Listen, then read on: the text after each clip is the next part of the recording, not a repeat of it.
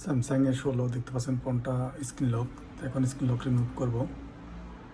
এখন volume minus এবং power button চেপে ধরবো, একসাথে ধরে রাখবো।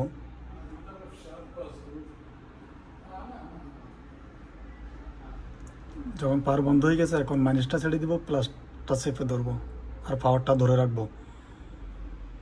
পাওয়ারটা এখন ছেড়ে দিব। পাওয়ারটা স্যামসাং গ্যালাক্সি লেখা আসার পর পাওয়ারটা ছেড়ে দিলে চলবে। মোট চলে আসছে।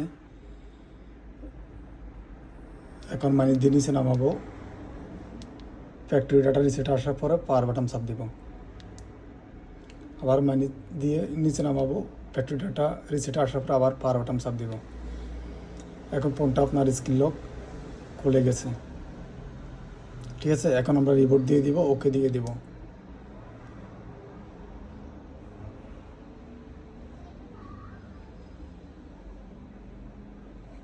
এখন ফোনটা রানিং হইতে একটু সময় নেবে।